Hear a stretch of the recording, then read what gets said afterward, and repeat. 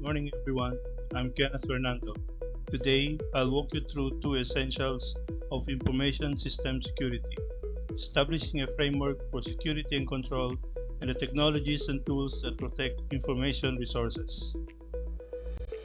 Imagine this, your company's online order system crashes for 1 hour, or your company became a victim of data breach or ransomware. Thousands of transactions vanish, reputational damage spreads, and legal exposure looms. The question is, how do firms prepare for this? First, they should start with a framework.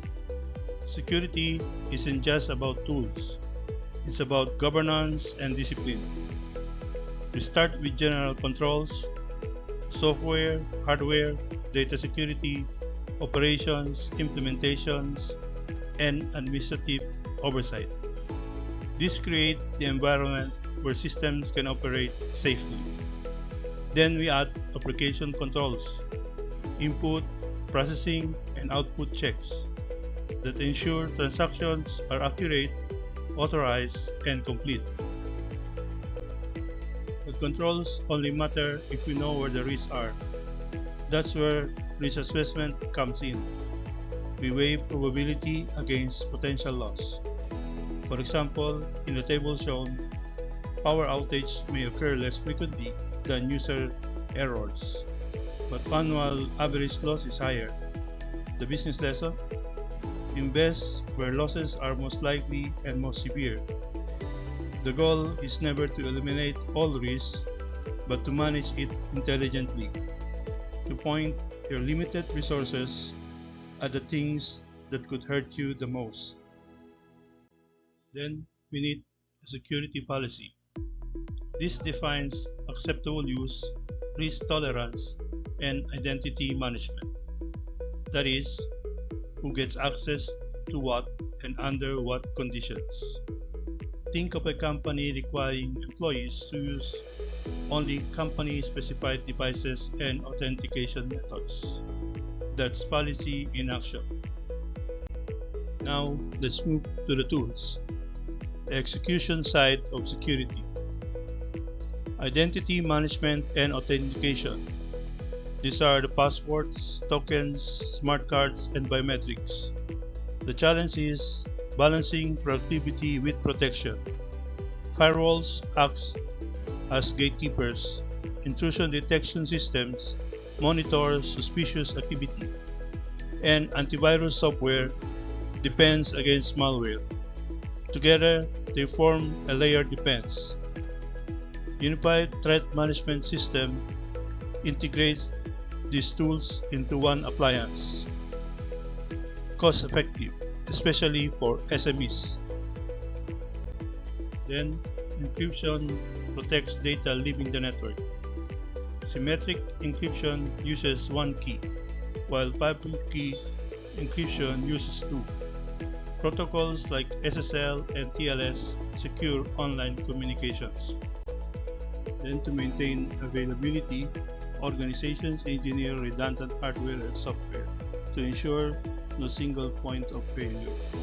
High availability computing supports this by distributing data across backup servers. Organizations that lack internal capacity can outsource to managed security service providers for 24/7 monitoring and testing. As work extends to the cloud and mobile devices, the security perimeter expands. In the cloud, organizations must verify provider security through SLAs. On mobile device management allows remote wiping and password enforcement. Wireless networks rely on WPA2 encryption, far stronger than the old WEP standard. And for digital transactions, encryption with SSL or TLS ensure confidentiality and trust. Then, to verify effectiveness, organizations conduct auditing. These are systematic examinations, transaction tracing, and disaster simulations. However, no system is perfect, and no organization is immune to failure. That's why Organizations plan not just to prevent disasters, but to survive them. Disaster recovery planning focuses on restoring systems, while business continuity planning ensures operations continue during disruptions. Both are essential for resilience. Real-world example, Mastercard runs duplicate data centers for resilience. Deutsche Bank maintains global continuity teams to keep operations running during crisis. These aren't just IT decisions, they are business survival strategies. So here's the takeaway. Frameworks provide the strategy, tools deliver the defense. Together, they safeguard assets, ensure compliance, and build trust.